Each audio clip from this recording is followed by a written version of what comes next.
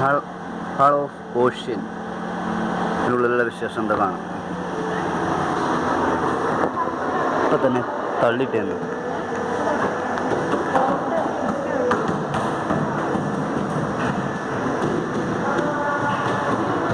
Boat boat ഇതാണ് ഉരു എന്ന് പറയുന്ന സാധനം കേട്ടോ. ഇത് സെയിലർ ബോട്ട്, ആങ്കറാണ് അവിടെ കിടക്കുന്നത്. ഇത് തിരിച്ചാൽ ബോട്ട് അനങ്ങൂട്ടോ. ഇത് തിരിച്ചു കഴിഞ്ഞാൽ ബോട്ട് അനങ്ങൂട്ടോ. നമ്മളെ ബോട്ടിൻ്റെ സ്റ്റിയറിങ് തിരിച്ചു കഴിഞ്ഞാൽ അനങ്ങുമെന്ന് തോന്നുന്നു. ഇതിൻ്റെ ബോട്ടിൻ്റെ എല്ലാ സജ്ജീകരണങ്ങളും ഇവിടെ സെറ്റ് ചെയ്ത് വെച്ചിട്ടുണ്ട്. ബ്രേക്ക് കാര്യങ്ങളൊക്കെ അവിടെ ഉണ്ട് കേട്ടോ. കണ്ടില്ലേ, ബോട്ടിൻ്റെ ബ്രേക്കോ എന്തോ സംഭവമാണ്, എനിക്ക് അറിഞ്ഞൂടാ. ഈ ബോട്ടിനെ കുറിച്ച് എനിക്ക് അറിയാത്തതുകൊണ്ട്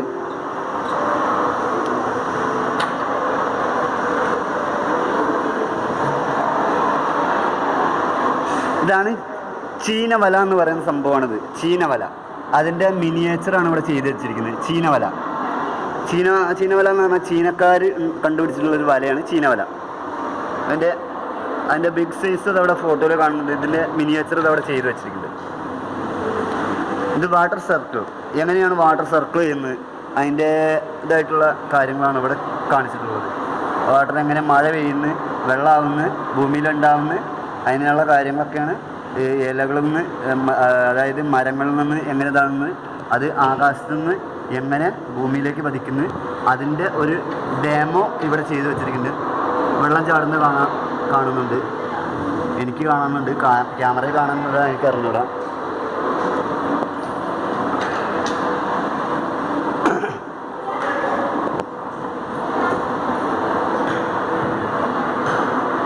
ഹിസ്റ്ററി അതിൻ്റെ, അതായത് കണ്ടൽക്കാടിൻ്റെ ആവാസ വ്യവസ്ഥ, അതിനെക്കുറിച്ചുള്ള ഒരു ബ്രീഫ് ഹിസ്റ്ററി ഇവിടെ ചെയ്തു വെച്ചിട്ടുണ്ട്. അത് വായിച്ച് നമുക്ക് മനസ്സിലാക്കാൻ പറ്റുന്നതാണ്. ഇത് കാണണമെന്നുണ്ടെങ്കിൽ ഇവിടെ കോഴിക്കോട് പ്ലാനറ്റോറിയത്തിൽ തന്നെ വരണം. ഇവിടെ ഒരു ഓഷ്യൻ ക്വിസ് കോർണർ ഇവിടെ ഉണ്ട്, സജ്ജീകരിച്ചിട്ടുണ്ട്. ഇവിടെ വരുന്ന ആളുകൾക്ക് ഇതിൽ പങ്കെടുക്കാം, ഈ കോണ്ടൻ്റായിട്ട് ഇതിൽ പങ്കെടുക്കാം. ആളുകൾ ഓരോരുത്തർക്ക് ഇവിടെ അതിൻ്റേതായിട്ടുള്ള 1, 2, 3, 4 എണ്ണം ഉണ്ട് കേട്ടോ. 4 ആൾക്ക് പാർട്ടിസിപ്പേറ്റ് ചെയ്യാം ഒരു സമയം. പിന്നെ പണ്ടത്തെ കാലത്തെ ആങ്കർ, അതിൻ്റെ മെത്തേഡുകൾ, ടൈം അറിയാനുള്ള ടൈം പീസ്, പിന്നെ ദൂരദർശിനി, ഷിപ്പ് ലാമ്പ്, അങ്ങനെയുള്ള കാര്യങ്ങളൊക്കെ ഇവിടെ പഴയ കാലത്ത് സജ്ജീകരിച്ച് വെച്ചിട്ടുണ്ട്. പിന്നെ കോമ്പസ് ഇവിടെ സെറ്റ് ചെയ്ത് ഇവിടെ ഉണ്ട്. കോമ്പസ് പഴയ കാലത്തുള്ള. പിന്നെ ബൈനോക്കുലർ ഉണ്ട്. പിന്നെ ഷിപ്പ് ലൈറ്റ് ഉണ്ട്. പിന്നെ കാലാവസ്ഥ അറിയാനുള്ള, അതിൻ്റെ ഗതി അറിയാനുള്ള സംഭവങ്ങളൊക്കെ ഇവിടെ ചെയ്ത് വെച്ചിട്ടുണ്ട്. അതിൻ്റെ നോർത്ത് ഈസ്റ്റ് ഒക്കെ അറിയാനുള്ള സംഭവമാണിത്. ഇത് ടൈം അറിയാനുള്ളതാണ്. പണ്ടത്തെ കാലത്തെ ക്ലോക്കാണ്. എങ്ങനെയാണ് ഇതിൽ ടൈം അറിയാമെന്ന് എനിക്ക് അറിഞ്ഞൂടാ. ഇതെന്താ സംഭവം എനിക്ക് അറിഞ്ഞൂടാ. ഒന്ന് ടെലസ്കോപ്പാണ്. ഷിപ്പ് ലാമ്പാണ് കേട്ടോ. ഇത് ലാമ്പാണ്. ഒന്നെന്ന് പറഞ്ഞിട്ടുള്ളത് 5 സൺ ഡയൽ, അതായത് സൂര്യപ്രകാശം കൊണ്ട് എങ്ങനെ സമയം അറിയാമെന്നുള്ളതിനാണ് സൺ ഡയൽ എന്ന് പറയുന്നത്. പിന്നെ കോമ്പസ്, ഇതാണ് കോമ്പസ്.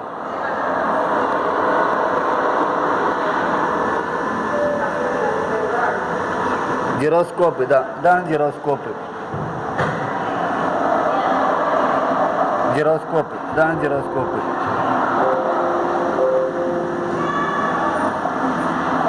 ഇതാണ് സെക്സ്റ്റന്റ്. ഇതാണ് സെക്സ്റ്റന്റ്.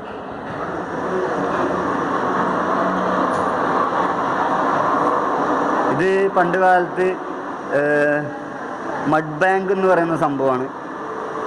ഇതിൻ്റെ ചാകര, അത്തരത്തിലുള്ള കാര്യങ്ങളൊക്കെ ഇവിടെ, ഇതിൻ്റെ ഇൻസ്ട്രക്ഷൻ ഇവിടെ എഴുതി വെച്ചിട്ടുണ്ട്. ഒരു മിനിയേച്ചർ തന്നെ ഇവിടെ ചെയ്തു വെച്ചിട്ടുണ്ട്. അതിമനോഹരം തന്നെ പറയാൻ പറ്റും. പിന്നെ ഇതവിടെ ഒരു സ്രാവിനെ കെട്ടി വെച്ചിട്ടുണ്ട് കേട്ടോ. പിന്നെ ഇതുള്ളതെന്ന് പറഞ്ഞാൽ മറൈൻ ബേർഡ്, അതായത് കടലിൽ കാണുന്ന പക്ഷികളാണ് ഇതിലുള്ളത്. മറൈൻ ബേർഡ് എന്ന് പറയുന്ന അത്തരത്തിലുള്ള പക്ഷികളാണ് ഇതിൻ്റെ സജ്ജീകരിച്ച് വെച്ചിട്ടുള്ളത്. ഇത് സ്കൂബ ഡൈവിങ്ങിൻ്റെ ഒരു ജാക്കറ്റും പിന്നെ അതിനുള്ള എല്ലാ ഓക്സിജൻ്റെ സംഭവങ്ങളും എല്ലാം ഇവിടെ സെറ്റ് ചെയ്ത് വെച്ചിട്ടുണ്ട്. ഒരു മനുഷ്യനെ തന്നെ അതിനുള്ളിൽ ഉണ്ടാക്കി വെച്ചിട്ടുണ്ട്. സ്കൂബ ഡൈവിങ് ഒരു സ്രാവ് ഇവിടെ ഉണ്ട്. പിന്നെ മത്സ്യങ്ങളുടെ അറിയാനുള്ള അതിൻ്റെ ഉള്ള ഫോട്ടോസ് ഉണ്ട്, അതിൻ്റെ പേരുകളുണ്ട്. പിന്നെ impact of pressure and depth, എങ്ങനെയാണ് വെള്ളത്തിൻ്റെ പ്രഷർ ഇമ്പാക്റ്റ് ചെയ്യുന്നത് എന്നതിനെ കുറിച്ചുള്ള ഒരു ചെറിയ ഡെമോ ഇവിടെ ചെയ്ത് വെച്ചിട്ടുണ്ട്. അതായത് ഓരോ ഹൈറ്റിലും ഈ വെള്ളത്തിൻ്റെ പ്രഷറിന് കാര്യമായിട്ടുള്ള മാറ്റങ്ങൾ ഉണ്ടാവും നമ്മൾ പഠിച്ചിട്ടുണ്ടല്ലോ. അപ്പോൾ ആ ഒരു ഡെമോ ഇവിടെ ചെയ്ത് വെച്ചിട്ടുണ്ട്. ഏറ്റവും ടോപ്പിലുള്ള വെള്ളത്തിൻ്റെ പവറല്ല, ഏറ്റവും താഴെയുള്ള വെള്ളത്തിൻ്റെ പവർ. അതിൻ്റെ സെൻട്രലുള്ള വെള്ളത്തിനാണ് കുറച്ചും കൂടി പവർ കൂടുതൽ, അതിൻ്റെ മേലെയുള്ള വെള്ളത്തിന് പവർ കുറവും ആണ്. ഇതിൻ്റെ ഡെമോ, അതായത് ഇതിൻ്റെ ഇത് ഇവിടെ എഴുതി വെച്ചിട്ടുണ്ട്. 23,000 ഫീറ്റിൽ 7,000 സംതിങ് പ്രഷർ ഇതിന് ഇതാകുന്നുണ്ട് കേട്ടോ. ഹൈറ്റ് കൂടുന്നതിനനുസരിച്ച് ഇതിൻ്റെ ഇത് കൂടും കേട്ടോ, പ്രഷറും കൂടും. മർദ്ദം, അതായത് മർദ്ദത്തിൻ്റെ ആഴത്തിൻ്റെ സ്വാധീനം എന്നാണ് ഇതിൻ്റെ എഴുതി വെച്ചിട്ടുള്ളത്.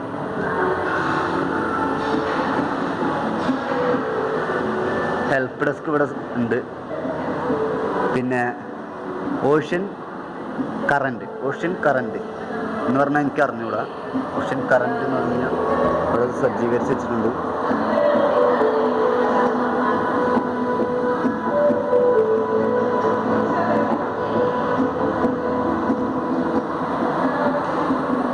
പിന്നുള്ളത് മറൈൻ എക്കോസിസ്റ്റം അതിവിടെ സജ്ജീകരിച്ച് വെച്ചിട്ടുണ്ട്.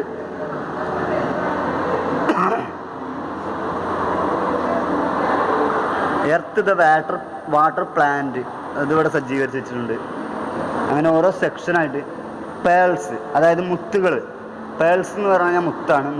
മുത്തുകളുടെ കുറിച്ചുള്ള ഒരു ബ്രീഫ് ഹിസ്റ്ററി ഇവിടെ സജ്ജീകരിച്ച് വെച്ചിട്ടുണ്ട്. പേൾസ് എങ്ങനെ ഉണ്ടാകുന്നു, അത് എന്തിൽ നിന്നുണ്ടാകുന്നു, അതിനെക്കുറിച്ചുള്ളൊരു ബ്രീഫ് ഹിസ്റ്ററി ഇവിടെ സജ്ജീകരിച്ച് വെച്ചിട്ടുണ്ട്.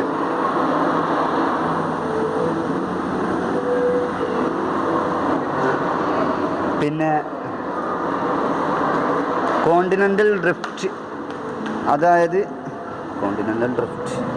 അതിൻ്റെ മലയാള വാക്ക് എനിക്ക് അറിഞ്ഞൂടാ, അപ്പോൾ ക്ഷമിക്കുക. 1130 മില്യൺ ഇയർ ഗോ. അപ്പോൾ അതിനുള്ള ഓരോ കാര്യങ്ങൾ ഇവിടെ എഴുതി വെച്ചിട്ടുണ്ട്. 65 മില്യൺ ഇയർ ഗോ അതിൻ്റെ പ്രഷർ കാര്യങ്ങൾ, പ്രസൻറ്റ് ഉള്ള കാര്യങ്ങളൊക്കെ ഇവിടെ സജ്ജീകരിച്ച് വെച്ചിട്ടുണ്ട്. പിന്നെ ഭൂമിനെ ഒരു കാൽഭാഗം വെട്ടിമുറിച്ചിട്ട് അതിൻ്റെ ഹാഫാക്കി വെച്ചിട്ടുണ്ട്. അതിൻ്റെ എർത്ത് കോർ മാൻഡിൽ എന്നാണ് ഇതിൻ്റെ പേര്. എർത്ത് കോർ മാൻഡിൽ അതും ഇവിടെ സജ്ജീകരിച്ച് വെച്ചിട്ടുണ്ട്. എന്താണ് ഭൂമിൻ്റെ ഉള്ളിലുള്ളതെന്ന്, അതിൻ്റെ ഓരോ പാളികളും എന്താണ് ഭൂമിൻ്റെ ഓരോ പാളികളും ഉള്ളതെന്ന് ഇവിടെ സജ്ജീകരിച്ച് വെച്ചിട്ടുണ്ട്. നമുക്ക് കാണാൻ വേണ്ടിയിട്ട് ഇവിടെ ഉണ്ട്. അപ്പോൾ സയൻസ് സ്റ്റുഡൻസിനൊക്കെ ഇവിടെ വന്ന് മസ്റ്റായിട്ടും വാച്ച് പ്ലേസ് ആണിട്ടത്. പിന്നെ പ്ലാന്റ്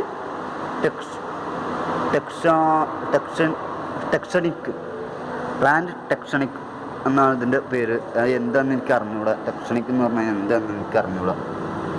നമുക്ക് വലിയ വിദ്യാഭ്യാസമൊന്നും ഇല്ലാത്തതുകൊണ്ട് അതിനെക്കുറിച്ച് സംസാരിക്കാൻ ഞാൻ ആളല്ല.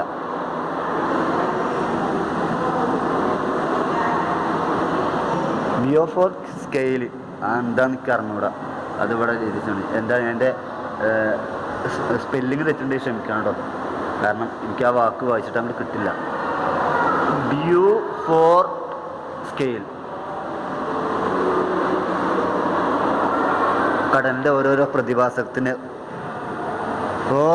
ഫ്രോസൺ ഓഷ്യൻ അതൊക്കെ ഇവിടെ സജ്ജീകരിച്ച് വെച്ചിട്ടുണ്ട്. Frozen ocean.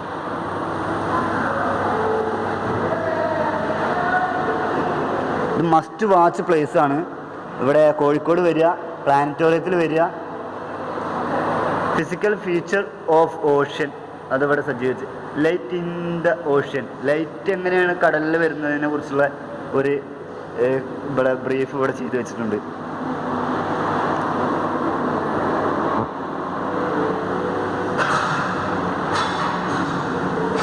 കടലിൻ്റെ അടിത്തട്ട് ഇങ്ങനെ കാണപ്പെടുന്നതാണ്.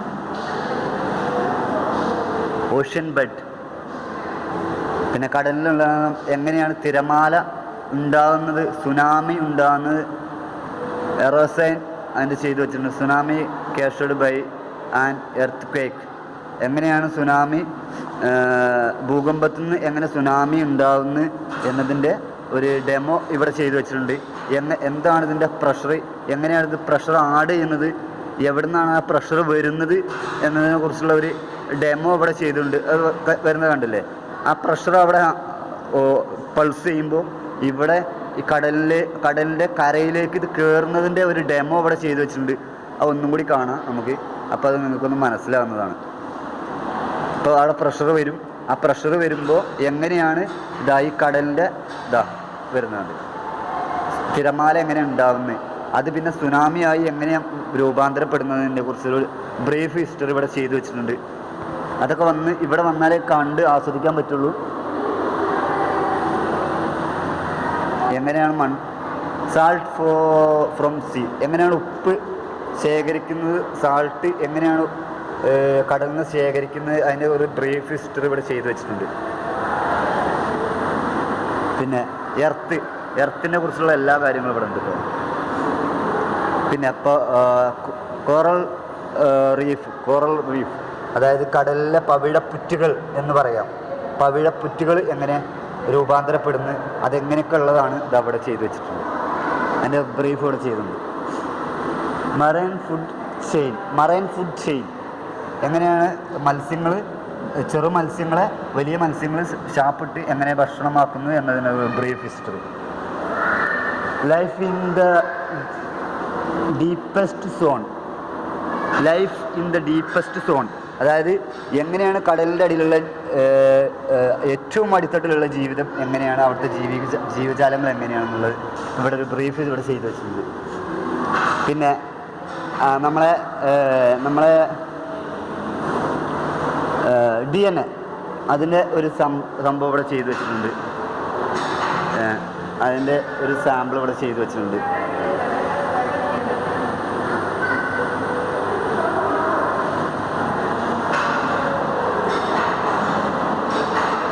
അല്ല കേട്ടോ, DNA അല്ല, യൂറോപ്പ് പരീക്ഷണം. എന്താ സംഭവം? എൽനിനോ ലാ നിന എന്നത് ഒരു സൈക്ലോണാണ്. ആ സൈക്ലോണിൻ്റെ എങ്ങനെ പ്രതിപാദിക്കുന്നു, ഭൂമിയിൽ എങ്ങനെ പ്രതിപാദിക്കുന്നു, അതിനെക്കുറിച്ചുള്ള ഇത് ബ്രീഫ് ഇവിടെ ചെയ്തു വെച്ചിട്ടുണ്ട്.